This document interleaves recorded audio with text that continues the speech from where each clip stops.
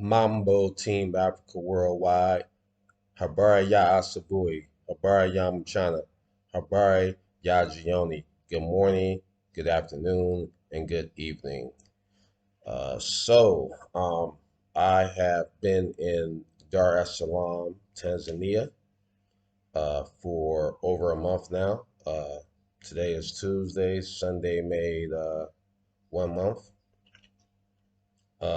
For those who don't know, Tanzania is an East African country located on the what some people call the Indian Ocean. I like to call it the East African Ocean. It's south of Kenya and it is north of Zambia and it is east of Malawi. Um, So I gave a 2 week update, and so now I'm going to give a 1 month update of my experience and what I think. Okay, well, during that 2 week update, my experience was with a part of town called Gamboni. Gamboni is on the south side of the city. Um, in order to get there from the main city, you have to either take a ferry, take a bridge, or you can still get there by road, but you have to go a little bit out of the way. And a lot of people in Dar es Salaam city never interact or go to King Omboni. When I was living there, getting transportation was really hard.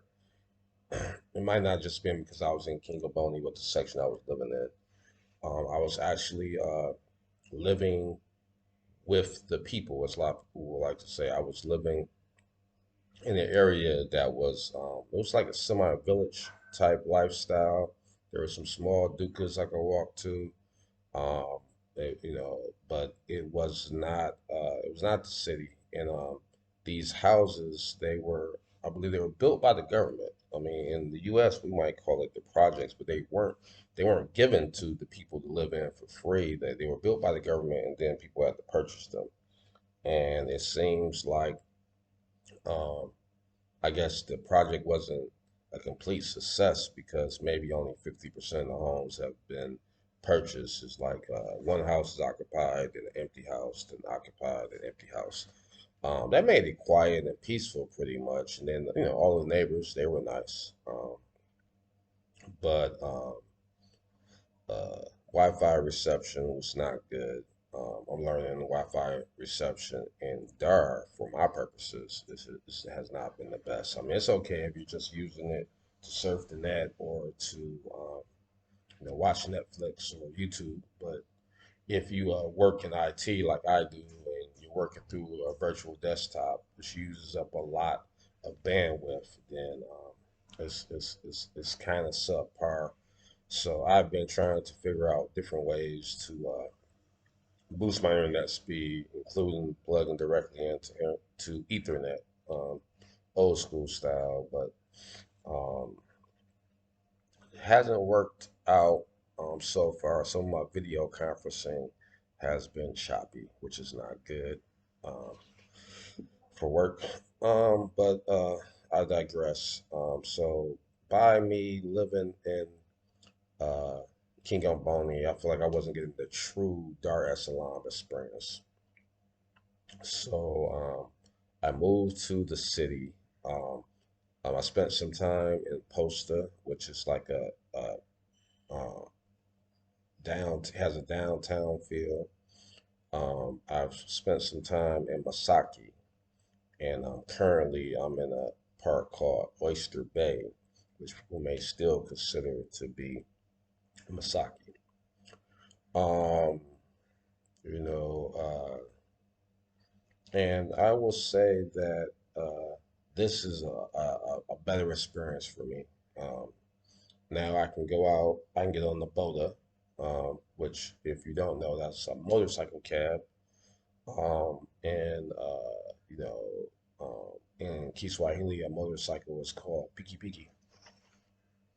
So ever since I was a little boy, I had a fascination with not just cars, but also piki. So it's a lot of fun for me to take the bodas, and they are less expensive than ordering a car, ordering an Uber.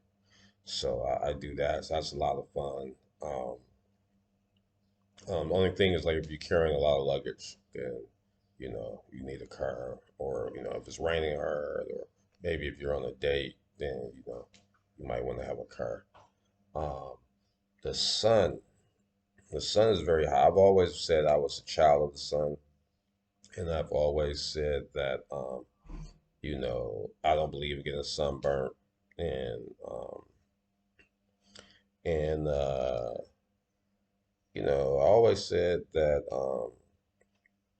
heat is not a problem with me. I spent most of my days in Detroit, Michigan, where it's cold most of the year. And when I left there, I had to shovel the snow 3 times that week before I left. So, I never want to go through that again. But I will admit, some days Dar is a little too hot, even for me. You end up taking 3, 4 showers a day because you take a shower and then, if you're not under the air conditioner, which I don't really like, 10, 15 minutes later, you're sweaty again. But I will still take being sweaty over living in the ice and cold of the northern part of the United States. Um, let's see. I think I made some comments about the drivers here last time. I'm going to give them some slack. I'm learning. This is a learning experience. I'm learning more. Uh, the drivers don't make a lot of money, um, and I'm finding out that actually like the literacy rate is not as high as I expected here, um, especially among the men, which is that's true worldwide. Women tend to be more educated than men, and so it's a lot that they don't know. So even though I know that some of the Uber drivers knew that the bridge toll was included in the fare, now I've come to believe after talking to some people and interacting with people that a lot of them did not know that the toll, the bridge toll, was included in the fare. Um, but it still doesn't excuse a lot of the property owners that I've had to deal with these Airbnbs. Um, they've some of them have not been good hosts, and there's no excuse for that because now we're talking about the people who are well-to-do, the people who do have some education, um, and it seems like they're a little too thirsty for the money, and they don't really have a concept of how good customer service and providing um, guests with value will actually add, to your bottom line, will actually increase your profits. Because when you get good reviews, then you get more people staying. When people have a good experience, then they want to extend their stay or they want to come back to you. It seems like a lot of the people here don't understand um, the concept of establishing business relationships versus trying to get as much money as they can right now today, which, to me, that's not the best way to do business because you always have to look for new customers. But if you do fair business, you provide quality, you provide good customer service, you provide a fair price, now you have continuous um, income from loyal customers and loyal clients. For whatever reason, just from based on my short, limited 31, 32-day experience, it seems like a lot of people here in Dar es Salaam um, fail to understand that. And it's not to bash the people here. I mean, I still, I still love them. I'm an African nationalist. I love my people. But just like It's things that we don't know in the States. It's things that they don't know. And we have to come together to teach each other and learn from each other. Um, let's see, another thing, it's weird, like in the States, no matter how successful you are, if you're a black man, people assume that you don't have money or you're a criminal. I remember when I was working for the District of Columbia government in Washington, D.C., I would get off of work wearing a full suit, overcoat, leather briefcase, um, and standing in front of my place of work and tried to hail down a cab. And I worked a block and a half away from the White House. And cab drivers of all ethnicities would actually pass me by to pick up white riders. Uh, so that was incredible. Um, but here, it's the exact opposite. Um, like in Kenya, it seemed like I blended in better. People didn't really um, recognize me as being a so-called foreigner unless I spoke. But for some reason here, um, people they can tell even before I speak that I'm not from here, and so to them that means money. And they think that you have an endless supply of money, and so people will not only try to sell you things, but they will just flat out ask for money, and it'll be people that you don't even expect. One day I was having a seat, taking a break from a walk, and a elderly lady wearing full hijab sat down and introduced herself, and we were speaking in Kiswahili. My Kiswahili it's not conversational yet; it's functional, but I was kind of piecing out what she was saying and understanding a little bit. And what she was trying to tell me was that she needed money for food for her baby. Maybe she meant grandchild, maybe she meant great grandchild. I don't know because it was obvious to me that that woman was beyond the age of having a baby. And and even when I let her know that I didn't have any extra money because I really don't make a practice of carrying cash. I try to keep the cash very limited for emergencies, and then I run out. Then I have to go to the ATM machine and pay exorbitant ATM fees, but that's a whole nother story. But I try to do everything through M-Pesa. They don't really refer to it as M-Pesa here like they do in Kenya, even though it's the same M-Pesa company. They call it pay by phone. I like to either pay by phone or I like to use my debit card. That way you don't have to you know, negotiate as much. You don't have to worry about um, the conversion rate with the money. You know that you're getting your proper conversion rate. And you don't have to worry about anybody stealing from you because if they steal from you, they don't have much to take. So, I try to keep my paper shillings to a minimum. So, after a while, she sat there, then eventually she gave up and she said quietly, and if somebody wants to know what is worse between those two experiences, living in the US as a black man and everybody thinking that you don't have money or you're a criminal versus living in Africa or Tanzania specifically and everybody thinking that you're a walking ATM machine.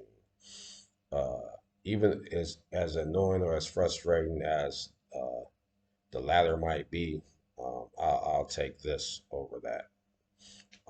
But with saying that,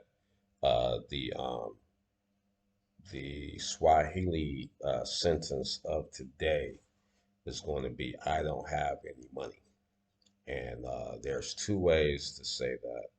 You can say "I don't have any money," money being pesa, very close to the Mexican peso, and that's due to the whole Portuguese and Arabic tie into those words. That's why when I hate when people try to say that Kiswahili is an Arabic language, but it's a Bantu language just because it has influences from other places, other languages such as Arabic, because Spanish has just as many and Portuguese has just as many um, Arab influences, if not more, because of the whole Moorish takeover of the Iberian Peninsula back in the day. But I digress. So pesa is one way to say money. Also, their money is called shillings. You have Ugandan shillings, Kenyan shillings, and Tanzanian shillings. But a lot of words, just like in Spanish, you will add an O, and you'll say the European word and add an O. In Kiswahili, you will add an I. So instead of shilling, it will be shilingi. Their monetary unit is called shillingis. So to say I don't have, like I said before, SIC. C usually means um, no or not or negative, unless you say CC, which means we, WE, two or more people. But usually, if a word starts with SI, that's in the negative. So, and na means and or with, NA, nah. So you say sina, sina means I don't have. Um, and um, and if you say so then you could say Sina Pesa, means I don't have any money, or you can say Sina Shilingi, which would mean I don't have any money. And of course, you want to be polite. So I'm not sure if I've said this before, but I'm going to say it now. If I haven't, I think yeah, I did. I did a video on courtesies, but um, sorry is pole, and Pole, pole means sorry. Can't say it twice though, because pole means slow or slowly. So you can say pole once for sorry, or you can say samahani, samahani. Samahani means excuse me. So you could say if someone were to ask you for money and you didn't have any, in a Kiswahili speaking country, or maybe you had some, but you've maybe donated all of the money that you feel like donating for that day to the family, to the Watu. Um, you could say Samahani, Sina Shilingi. You could say Pole, um, Sina Pesa. Pole Sina Pesa, Samahani, Sina Shilingi. Okay. And when somebody's trying to sell you something, the word no is hapana, hapana. And the word for thank you is asante, asante. So if someone tries to sell you something and you're not interested in what they have to sell, you can say hapana asante, hapana asante. Um, and Kiswahili people really appreciate when you use the language rather than talking to them in English. From what I've experienced, they don't like it. You know, you have to do your best to speak as much Kiswahili as you know, and then just maybe include a few English words here and there for the words that you don't know. You don't know what you don't know. But what I was trying to do initially was I would try to break the ice with greetings and everything with Kiswahili. And then I would feel like I'll build up a rapport and then I could speak to the people in English. That works in Kenya. That doesn't work well here. Um, unless the person's English is really good. But most people, if you switch to speaking English, especially a lot of English, they will say to you, speak to me in Kiswahili. They'll say, you know, um, uno ongea Kiswahili. Uno ongea Kiswahili. Uno ongea Kiswahili. I've got that from a lot of the boat drivers. So just do your best to speak in Kiswahili, which is what you should do, because that's why we're here. We're here to learn more about the motherland and to embrace the culture. So if you come to a country where English is not the national language, and is not the premier language, then you should be doing everything in your ability to try to learn the language. And I always say I'm not a mwalimu, is Kiswahili for a teacher, but I am a mwanafunzi, which is a student. But I just always like to share my learning experience with other people who are interested in Kiswahili. Okay, so what's next? I think that I may travel to Arusha and stay there for a while. I've heard good things about Arusha. It's near Mount Meru, which I think is maybe the sixth tallest mountain in Africa.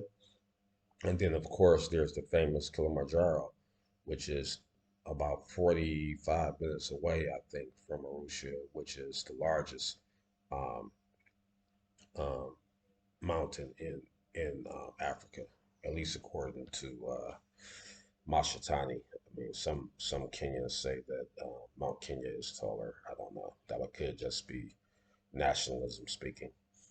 But I hear that it's a little cooler there. People here say it's cold, but coming from Detroit, I know it's not going to be cold. Um, but I need to go there and figure out which weather I like better. Find out if it's too cool for me there, and if I would rather deal with the Dar es Salaam sun. Just if and to see which one is better. It seems like it's a little too hot for me here in Dar right now, but I have to see for myself what Arusha cool is. It could be perfect to me. I hear that, you can still go swimming every day. If it's warm enough to go swimming, in my opinion, that's what I need. Because for me to go swimming, it has to be 80 degrees. No less than 75. So if it gets up to 75, 80 degrees every day, that would be perfect for me. Um, Another concern I have about Arusha is, I discussed internet here. Um, Arusha is the second largest city in Tanzania. And since I'm having bad experiences with internet connection here in Dar, which is the largest city, I'm a little bit worried because I work American hours, I work for an American company, and I work remotely. And so the internet is my lifeline. If I don't have good internet, then everything stops for me. As far as employment and income. So I'm doing a little bit more research to find out how strong the internet connection is there. See if I can get a good price on a plane ticket because to go by bus, I believe it's over 8 hours. I don't want to spend my whole Saturday on the bus because that's pretty much my only free day. I have Sundays off, but you know how it is with a lot of jobs. Come Sunday afternoon, you start thinking about what you got to do on Monday, and then you might log in and get a head start. So I really start my work um, week on Sunday evening. Um, so so yeah, I got to think about that. So next time that I make a video, I might be in Ocean. Um, I know you might be getting tired of seeing the dashiki. One of my brothers called it the kit. There's a lot of people who, they think people who embrace the culture, who try to learn the language or wear traditional African clothing, that we're the imposters, we're fake or whatever. But I like dashikis, and I only brought four short sleeve shirts. I tried to keep my my luggage to a minimum.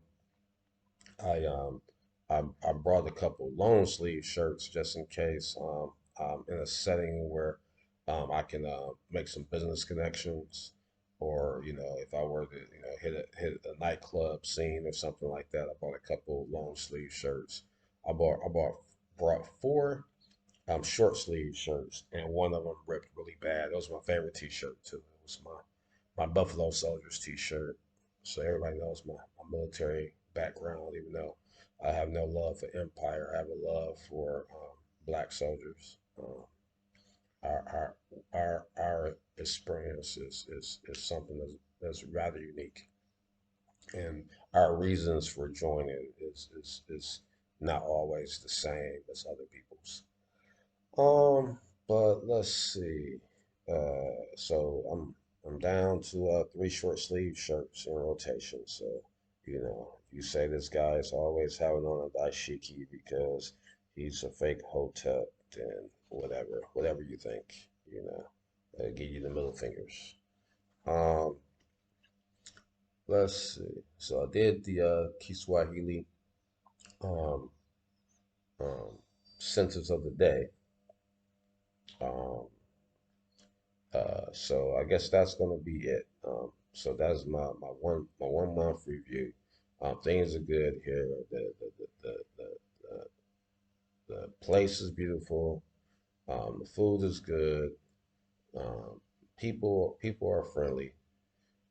Doing business with people hasn't been as pleasant as I would like. Um, you can get almost anything you need here at Emily City Mall. Of course, the beaches are nice. Uh, and of course, don't have to deal with racism here. Haven't had any bad run-ins with the police so far. Um, so yeah, I'm in the land of the ancestors, and um, I am much happier, much happier here. So I feel like I'm dragging it on. So I'm gonna let you all go from this video. Hopefully I'll be a little bit more energetic and upbeat next time. Because I just woke up not too long ago. So I will say, Asante Sana for watching, and Kwaheri Kwasasa.